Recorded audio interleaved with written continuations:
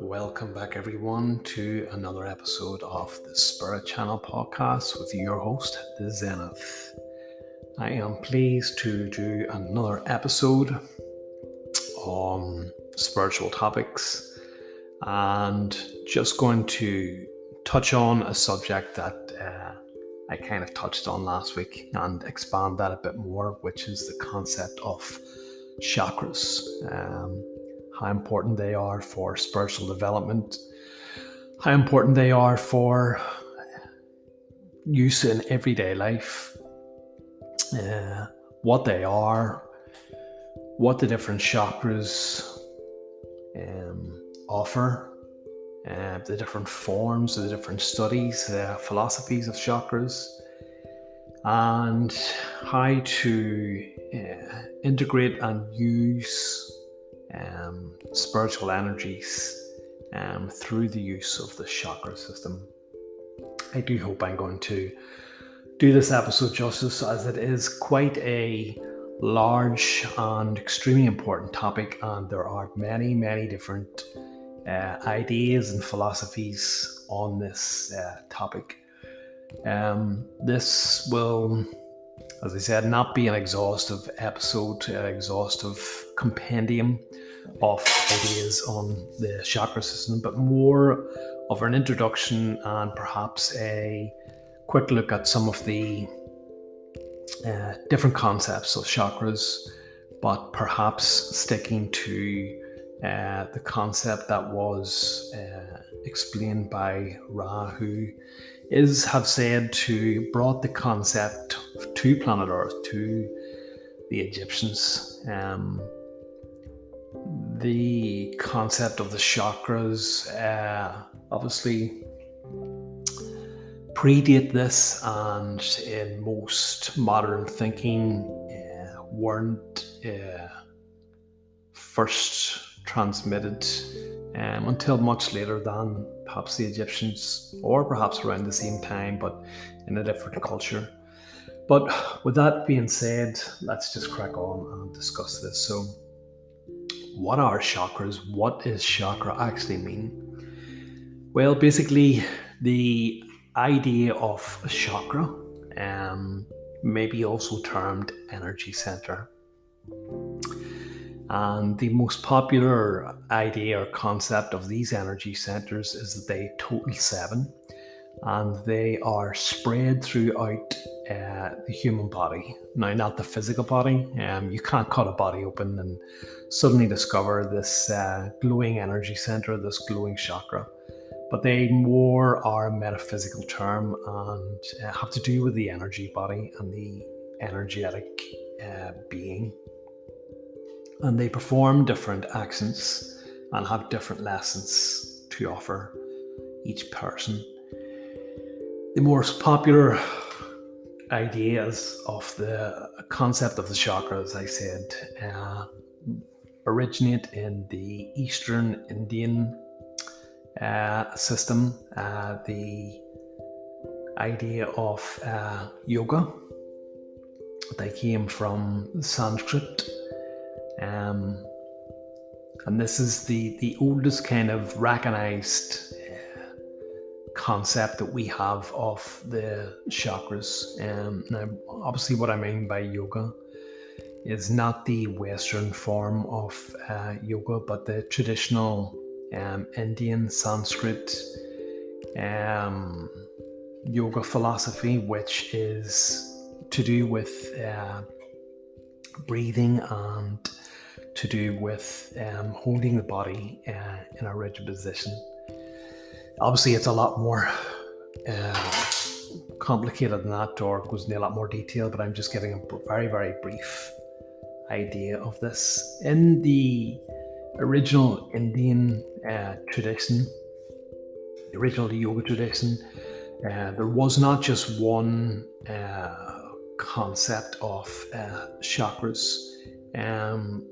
There were many different traditions, and each had different branches within each tradition that taught or practiced a form of varying numbers of chakras.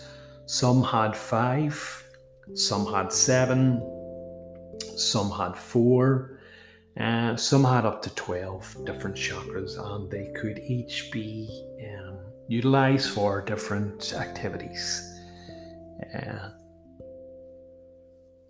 The one that became dominant, which is the one that we kind of know of today, is the 7 chakra system. It became dominant around the 15th century and has been largely the form that we know and have come to understand about the chakra system. But as I said, basically the original teachings from ancient India come from the tradition of tantric yoga, which also has to do with tantric sex, but perhaps more on that later. And as I said, they had many forms and practiced many different teachings of chakras and chakra sets. What is important to understand is that although modern teachings and philosophies will and have adopted the 7 chakra system, it is important to know that these are perhaps the 7 major chakras. There are numerous secondary chakras and third or tertiary chakras, all about this energetic body system. But that is a very kind of advanced form of looking at chakras, and it's not what we're here to do at the minute. We're just here to give an introduction and a base understanding into the concept of the chakra system. So, as I said, in modern thinking, this is where the original concept of the chakras came from. But we can actually go further back than that. As I said, before I get to the concept of the chakras as taught by the Ra group, I also want to just inform the listener of the idea of the chakras also go back as far as the lost continent of Atlantis. Atlantis was a very, very advanced civilization of a very unique type of human beings who were extremely spiritual in their practices and were rumored to have abilities and knowledge that far exceeded our own in certain ideas and concepts and teachings. They taught a system, certainly, I don't know if this is the only system, but they certainly taught a system of 12 chakras in which they had additional chakras, not only the 7 major ones, but chakras for the bottom of the feet and for rising above the head and to the side of the head. And that was the chakra system that they practiced. I do know certain people. I certainly know a friend of mine who practices this chakra system and has great results within it. But perhaps going forward from that concept, we could perhaps turn around and say that this is where the original teachings of the chakras came from. Who knows? It's all speculation kind of at this point. But also, the idea of the chakras isn't quite unique to ancient India. It is also has its roots, and it has similarities and many traits in common with the ancient Inca or the ancient Maya systems. The Mayas too also had their own concept and their own idea of what chakras actually were and how to utilize them. Chakras in Mayans once again refers to force or energy centers of the body, spent a little bit differently. They also utilized and had the concept of the Kundalini, which is also something that is attributed to Indian and Hindu systems and belief teachings. And so it's very interesting to see this crossover between two cultures that were supposedly never in contact with each other and on opposite sides of the world.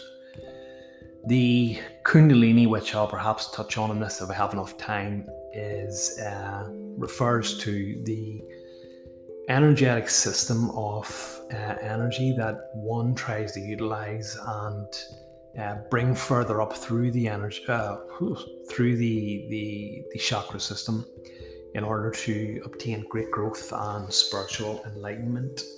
It is defined as the coiled snake and the intersecting snake energy.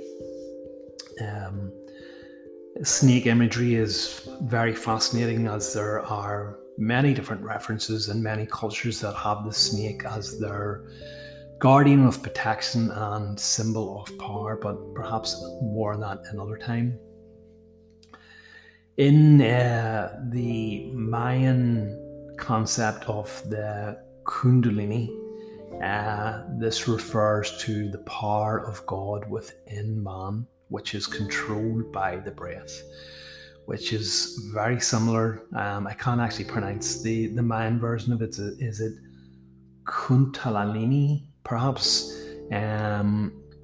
Which is again obviously very similar to the Indian Kundalini. Both, as I said, refer to that force within the body and the drawing upwards of this force. And both refer to and utilize a form of breathing, the breath, which draws in this energy from what the Indian cultures refer to as the sacred prana, the life force that permeates all things. And so by drawing this in using a form of breathing, you're drawing that into your system and converting that or transforming it into a type of energy that can be drawn up through the body, using the imagery of the coiled snake. So very, very similar belief systems, very, very similar teachings. I will perhaps provide a link for that in the description so that we can, or you can research this further. So again, I think with a lot of these things is that history, certainly the history that we're not taught about in school is utterly fascinating, because once we begin to study various ancient cultures, various ancient beliefs, teachings, and even architecture, we find almost identical, very similar, if not almost identical, concepts and teachings between cultures that were supposedly never supposed to have any contact. But as I said, that is just another brief piece of illumination or information to show how this idea of chakras and Kundalini, serpent awakening, and breath techniques are not just unique to what modern scholars and modern teachings say originated in the ancient India under the oh my god, I've completely forgotten, under the ancient you'll just have to forgive me here for a second, because it has completely went out of my head. The ancient Hindus, which is the word that I'm looking for. I cannot believe that I have completely forgot that. Then, and the ancient Vedic teachings as well, which is the ancient Indians. So yes, it's a fascinating stuff, and perhaps a bit more than what we have time for here, but it's just a brief outline. In the concept of the 7 chakra system that we will be looking today, and the concept in particular that the Ra group gave to ancient Egypt, and then dictated in the Law of One channelings back in the 1980s. That concept deals with the 7 chakra system, 7 energy centers that this being Ra preferred to use, although it did find the word chakra acceptable enough to use and close enough to the concept of these energy centers. So basically what we have is 7 energy centers in the body. We have what's commonly referred to as the red ray, which is located at the base of the spine. This is known to be the root chakra in modern teachings and modern philosophies. And it deals with survivability. It deals with sex. It is linked to the earth, and it is to do with DNA. The second energy center is orange in color, and it is commonly referred to as the sacral chakra. It is in around the lower midriff, around the stomach area. This chakra is known as emotions. It deals with all of our emotions. It is a chakra in which personal identity comes into play, in which we begin to discover about ourselves and the personality perhaps that we begin to develop based on the emotions that we start to experience. The third energy center is yellow in color, and it is called the solar plexus. It is located at the I would normally prefer to say around the base of the rib cage, but perhaps it could be located within the lower rib cage. Again, it's not overly important to really have an exact positioning of these, just to have a rough idea. This chakra in the teachings that Ra spoke of is perhaps a bit different from most modern concepts of chakra, in that Ra said that this energy center was to do with your social identity or your group identity. So basically, this is how you function within a group. The personality that you have created for yourself, as in the ego, the mind, the thing that we like to describe as ourselves, is how this interacts with a group, or how this ego or personality behaves in a group. So it is your group identity, how you behave in a group of like-minded people, or how you project your ego or your personality when encountering a group.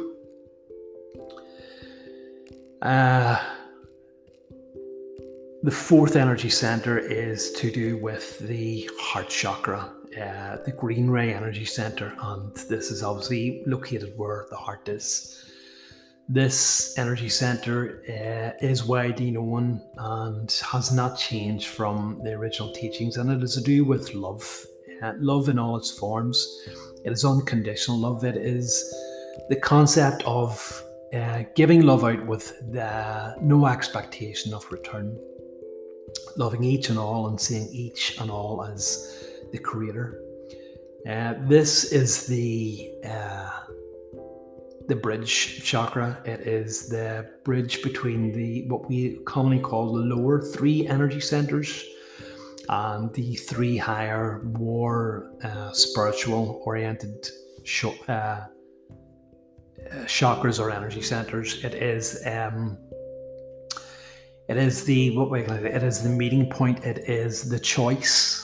Yeah, it's the choice between the positive path and the negative path, the service to self path and the service to others. Moving on, then we have the 5th energy center, the blue ray energy center, which is commonly called the throat chakra. This chakra is to do with communication. It is to do with speaking, It is to do with communicating. It is to do with honesty. It is to do with being honest with yourself and speaking your honesty. It is what Ra says is the first energy center that omits outward. It perhaps cannot be blocked. Perhaps the others can be blocked, and I'll speak about that in a minute. But this energy center can, as I said, be expressed outwards. It is not an energy center in which you take inwards. So this energy center is about your communicating. The sixth energy center is the indigo ray, what's known as the third eye energy center. This energy center becomes a little bit more complicated to explain because it's a very spiritual oriented energy center or chakra. It is the sacred energies. It is to do with consciousness. It is to do with your spiritual development, your spiritual experiences. It is linked to universal energies. And as I said, it is also called the third eye because it is commonly located between the two eyes in the brow of the forehead, if that's right. This energy center is also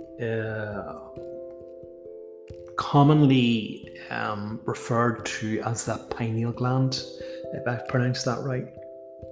This is a little gland in the center of the brain that is responsible on a physical level for producing the chemicals of serotonin and melatonin, our happiness hormones. It is linked to the sun. The sun provides vitamin D, which helps to keep this energy center active, or this gland active and unblocked.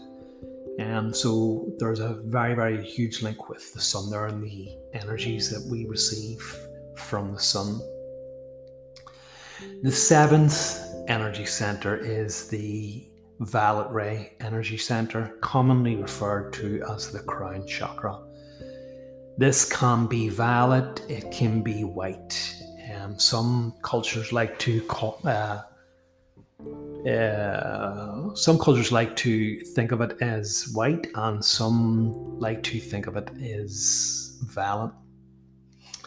Sometimes this energy center is visualized as the lotus flower.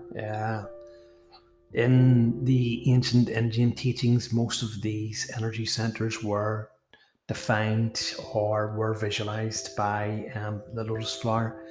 If I have that right, and I hope I have. If not, I'll correct it at a later date.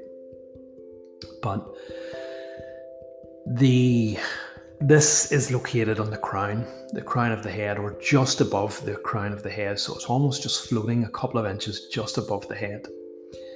In the Law of One teachings by Ra describes this chakra as being always open. It is unblockable. It is always open, and it is the sum total, or it represents our connection and our recognition of our divine nature, that we are indeed one with the Creator, that we are the Creator, and it is the pathway or the gateway to what Ra would describe as the intelligent infinity and infinite energy, which is basically the Creator itself, and about drawing down these energies from this creative force in the universe into our body. So these are the 7 energy centers, 7 major energy centers, as according to Ra and their definitions of them. So we're going on a bit too long here, so perhaps I will do another podcast on this, because once again I found that even when trying to cut down on what it is that I want to communicate, I still find that it's still taking up nearly half an hour. But let's see what we can fit in these last 4 or 5 minutes or so. So a bit about these energy centers is that What we are trying to do is we are dealing with two different types of energies here. We are dealing with the energy from the creator, which may be seen to be drawing in from the universe. But really, in actuality, what we are doing is the creator lies within us. What we are doing is drawing that energy down from within us to meet the energy, the earth energy, the Kundalini energy that rises up from the feet. What we are trying to do is get each energy center open and balanced enough for the energy that we're drawing in to rise up through each chakra to meet the energy that we draw from the creator, which comes from within, to have these two energies meet. And where these two energies meet is the level that we will be operating from. I'm going to have to talk a bit more about this in a different podcast, so apologies for that for anyone who was hoping for to have this wrapped up within, say, 30 minutes. Sorry. So how do we go about doing that? As I said, we have a concept of breath and we have a concept of visualization. We can also feel these energies, certainly from the base of the feet, and we can visualize drawing these energies up through various exercises until we examine them through each chakra. But the most important thing, I guess, is to examine each chakra. What we're doing here is to look at these energy centers and to understand that they can be blocked. They can be blocked through the very experiences that we encounter through life. We can experience as blockages, and most of our problems that we encounter in our lives can be linked to blockages within these energy centers. And once you become aware of this here, you become consciously aware of this here, then you can take the next step of examining these blockages and examining the experiences that have come into your life to have caused these blockages, and set about rebalancing these. This is not a like perhaps most teachings would advise to shun these blockages, that they're harmful and should be pushed away, but it's more to integrate these blockages, examine them, accept them, integrate them, and balance them. Perhaps unique to the teachings that come from Ra is that not only does Ra describe these energy centers as having blockages, but Ra also describes that these energy centers can be overly activated. So not only can they be blocked, that we perhaps could be inhibiting the energies or the flow of energy within them, but they can also be overly activated. We can have too much of a good thing, I suppose, is really the term. They can be overly activated, as in if we examine the heart, perhaps it may sound to be a silly thing, but you can love too much. You can be freely spreading love to each and all, and live in a state of pure bliss and not have anything else done. And this can also be detrimental to your health, because you can put your own personal health and your own personal safety at risk by freely thinking of others and doing not thinking of your own personal care and your own personal health. So we have, as I said, we have blockages and we have overactivations within each of these energy centers, and the idea is to balance these energy centers, is to balance the blockages, to balance the overactivations, so that these chakras, I guess it's a bit like a seesaw. We need to have level. We need to be level there. We need to have two doors that are both kind of balanced or open, just enough on each side, so that the energy that we're trying to draw up can be brought up through each chakra system. So I think that's a very basic idea.